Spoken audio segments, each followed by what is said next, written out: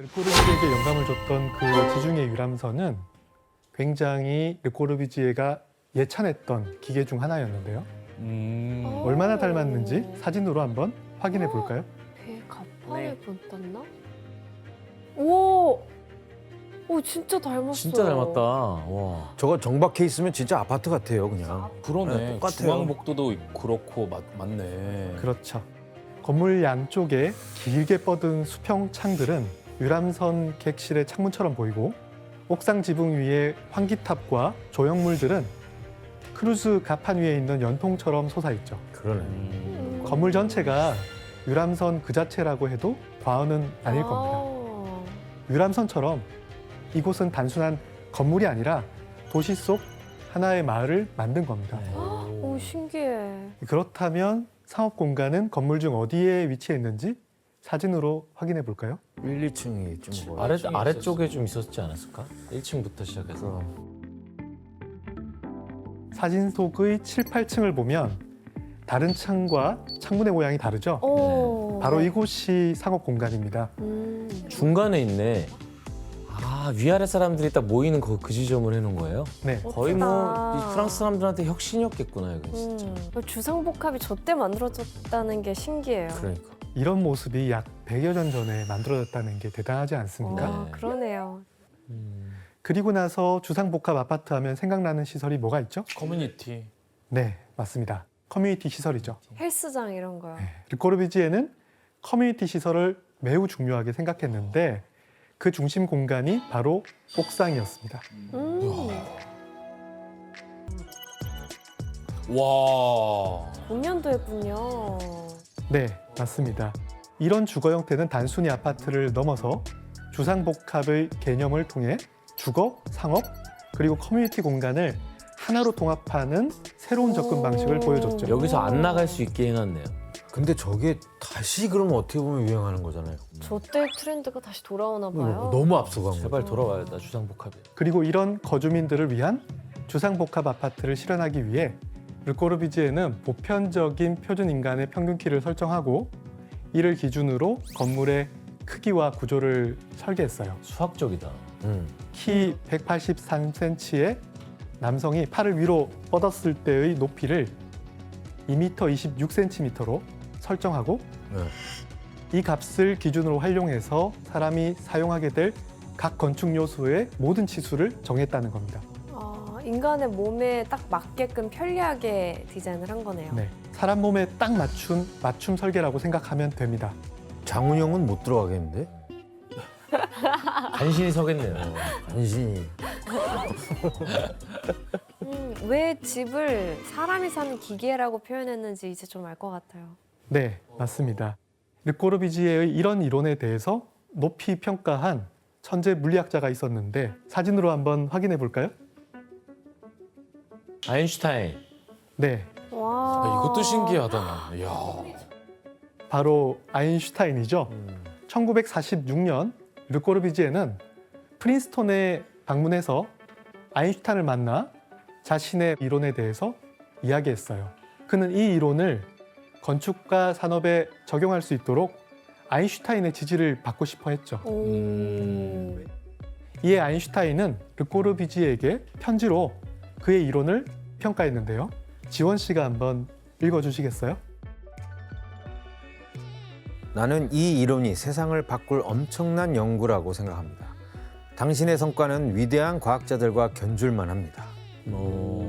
되게 높이 평가했네요. 두 분이 절친이셨구나. 지지자를 찾았네. 엄청난.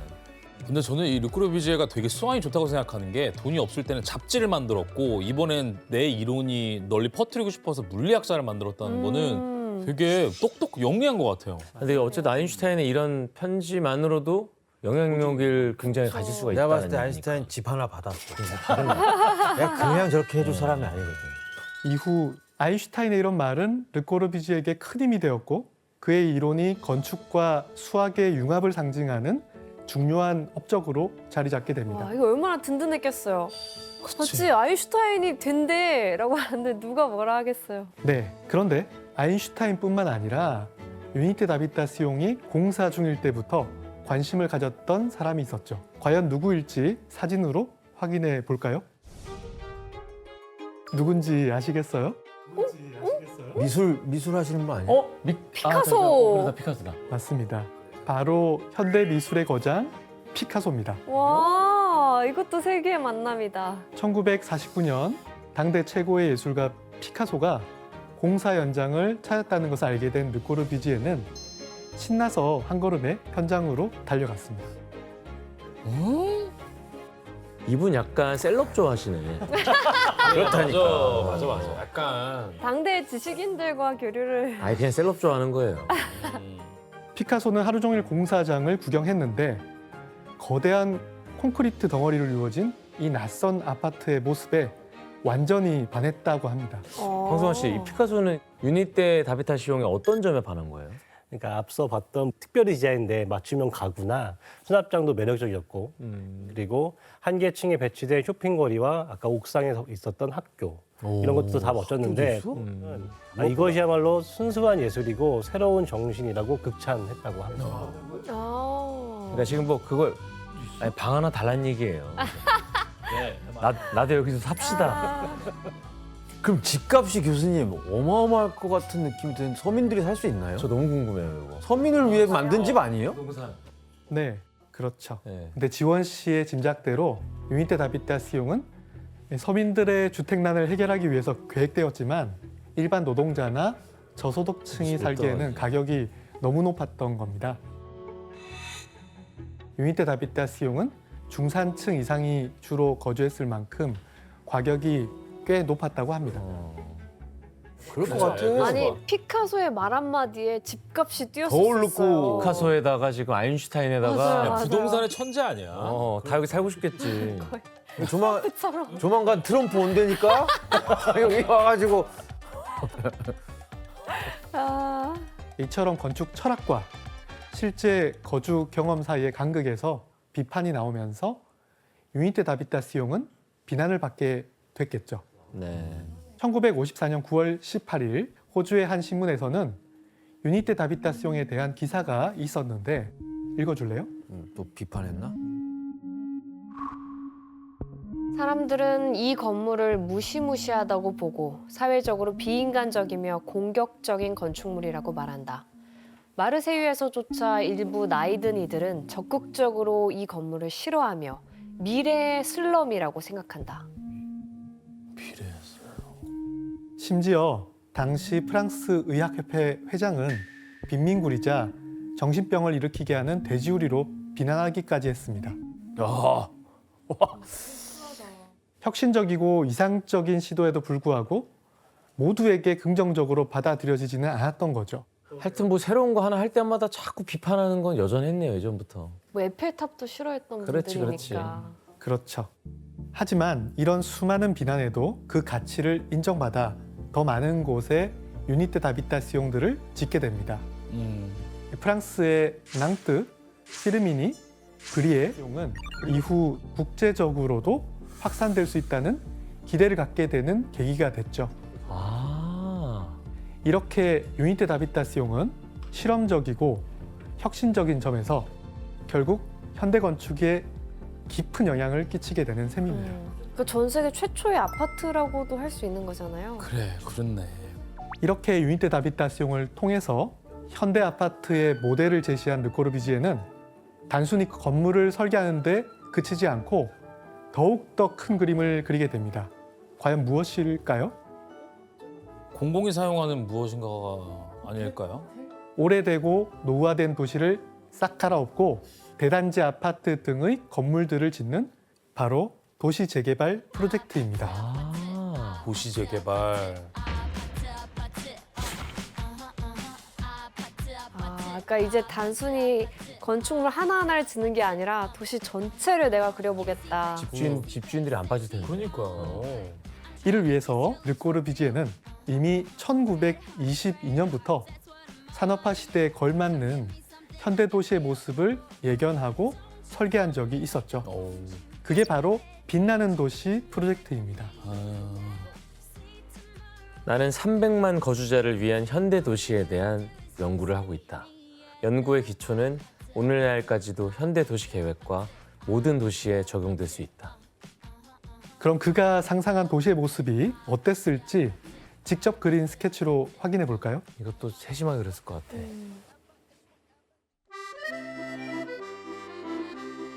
야, 그게 진짜 아파트들 딱딱딱 와. 해놨네. 오. 대단지 네, 그런 것 같은 대단지. 느낌. 여기에서 자전거 타고 엄마 아빠 아기 나올 것 같은 느낌이에요. 맞습니다. 바로 이 그림이 1922년 르꼬르비지에가 그렸던 빛나는 도시의 모습입니다. 이 프로젝트는 쉽게 말해서 사람들이 편리하게 살 수 있도록 고층 건물과 공원을 잘 어울리게 설계를 한 거죠. 와, 진짜 앞서 나갔다. 고밀도의 초고층 건물들을 도입하되 서로 멀리 간격을 두고 반복적으로 배치했고요. 덕분에 건물 사이에 넓은 공간이 생겨서 공원으로 조성했습니다. 너무 앞서간 거죠. 또 도시의 가장자리에는 아파트 단지와 스포츠 시설을 배치해서 삶을 더욱 쾌적하게 만들고자 했죠.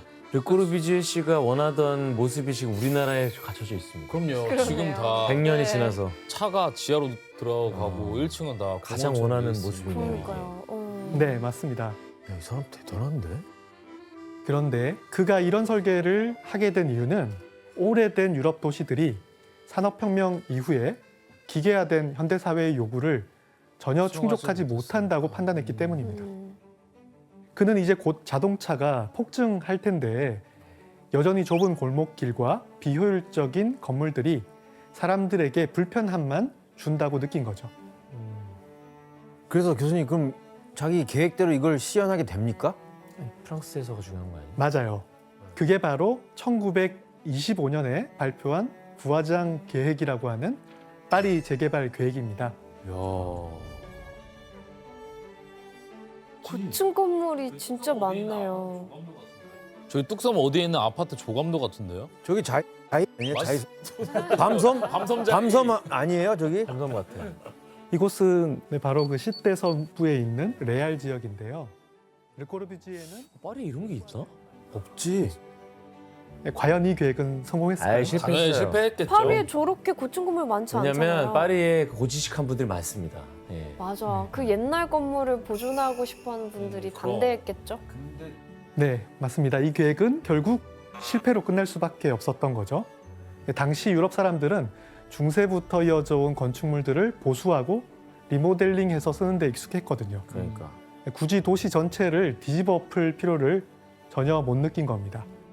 또 그렇게 하면 비용도 너무 많이 들고 게다가 유수한 역사와 건축의 전통을 자랑하는 파리 시민들에게는 절대로 받아들일 수 없는 끔찍한 제안이었습니다. 맞아. 지금 그렇게 보존해 놓은 걸 예뻐하잖아요. 지금은 또 맞아요.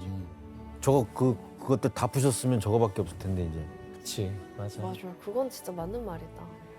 그런데 1951년 62세의 르꼬르비지에는 처음으로 자신의 도시 재개발 계획을 현실로 만들게 되는 순간을 맞이하게 됩니다. 르꼬르비지에에서 시작된 아파트는 이후 인구 밀집도가 점점 심각해지면서 전 세계로 퍼져나갔습니다. 특히 아시아가 그렇잖아요. 네. 그 결과 2019년 기준 스페인은 66%, 스위스는 62%, 그리스는 59%, 독일은 56%로 이는 유럽연합 인구의 약 46%에 달한다고 합니다. 우와. 르꼬르비지의 도시 설계에 가장 많은 영향을 받고 대규모 아파트가 가장 성공적으로 만들어진 나라는 어디일까요? 우리나라. 우리나라 아니에요? 한국. 우리나라. 맞습니다. 바로 아파트 공화국이라고 불리우는 우리나라입니다. 단지 개념을 도입한 곳입니다. 아.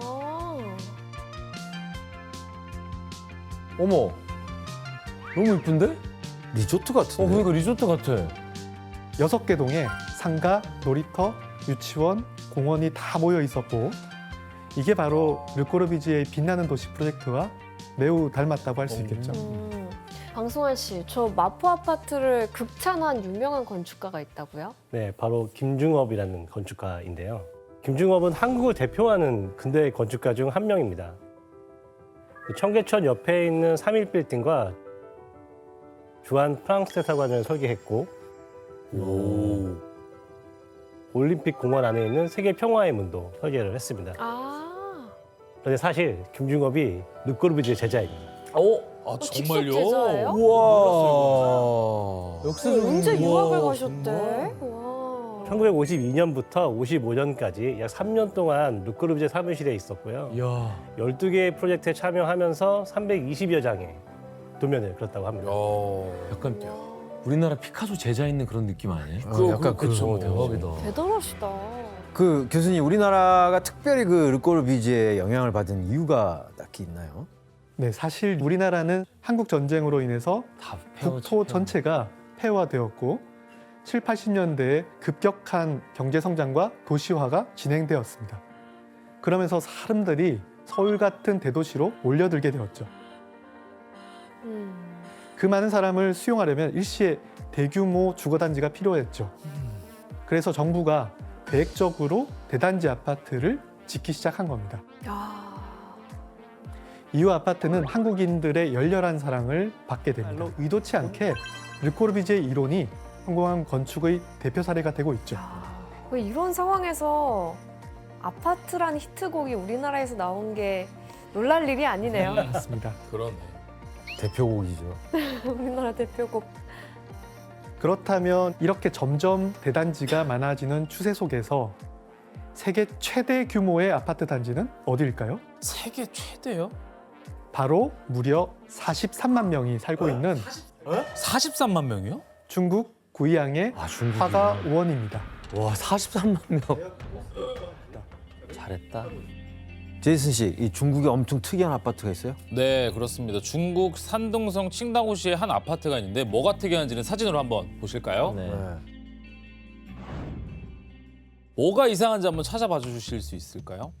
종이로 지은 거예요. 아니에요. 살 수 있습니다. 창문이 작아요. 비슷하긴 한데 말씀드리면 바로 이 창문이 가짜입니다. 네. 가짜입니다. 네. 이 아파트는 정부가 중저소득 가정을 위해 건설한 서민용 주택으로 건축비 절감을 위해 이런 방식을 채택했다고 하네요. 아, 저거 안 보여요, 그럼 저기서 가끔. 보이지 않아요. 아, 실내에서 그냥 벽이에요? 벽입니다. 아, 최악인데. 야, 진짜 야. 별걸 다 가짜 만드는구나, 진짜. 황승환 씨, 세계에서 가장 높은 아파트는 그럼 어딘가요? 아무래도 가장 높은 아파트는 마천루의 도시 뉴욕 맨하탄에 있는데요. 바로 센트럴파크 타워입니다. 세계에서 가장 높은 주거용 건물로 높이가 472m, 총 98층. 어우, 보기만 해도 멀미나. 비싼 집들이 몰려 있어서 억만장자의 길로 불리는 맨하탄 57번가에 있는데요. 그렇다면 이렇게 현대화된 거대 도시와 산업화된 아파트 단지를 구상하며 건축계의 혁신을 불러온 르꼬르비지의 집은 어땠을까요? 왠지 아파트 안 살았을 것 같아요. 주택에서 산 거 아니야? 그러니까요. 마당에 있는. 르꼬르비지에가 말년에 주로 지냈던 프랑스 남부 지중해에 위치한 별장으로서 크기가 약 4평밖에 안 되는 소박한 곳이었습니다. 4평이라고요? 헤이, 참, 뭐 산장에서 살았네. 아파트를 싫어하게 됐나? 아니 근데 그 정도로 세계적인 명성을 얻었으면 크고 화려한 집에도 살 법한데 굉장히 소박하게 사셨네요. 네, 맞습니다. 이후 그는 1965년 8월 27일 의사로부터 심장이 약하니 절대 바다에 들어가지 말라는 경고를 받았음에도 불구하고 별장 인근의 지중해에서 수영을 하다가 결국 심장 발작으로 인해 생을 마감하게 됩니다. 아이고. 르꼬르비지의 죽음은 당시 엄청난 충격을 줬습니다. 국장. 아이고, 어떡해. 근대 건축은 르꼬르비지의 이전과 이후로 나뉜다고 할 수 있을 만큼 르꼬르비지의 역사적 위상은 대단하다고 할 수 있습니다. 진짜. 그 결과 2016년 르꼬르비지의 업적을 기리면서 전 세계 7개 나라에 흩어져 있는 르꼬르비지의 건축물 총 17개가 유네스코 세계문화유산으로 등재됐습니다. 와, 세계문화유산. 현대 건축가의 건축물 전체가 이렇게 유네스코 문화유산으로 인정받은 것은 역사상 처음 있는 일입니다. 하나도 등록되기 힘든 거 아니에요? 그럼요. 사실? 힘들죠. 근데 혼자서 17개 등록한 17개, 거야? 17개. 야, 진짜. 르꼬르비제가 태어난 스위스에서도 시프랑 지폐에 그의 얼굴을 그리면서 이야. 그가 현대 건축계에 끼친 영향을 기억하고 있습니다. 위인이네요, 정말. 멋있다.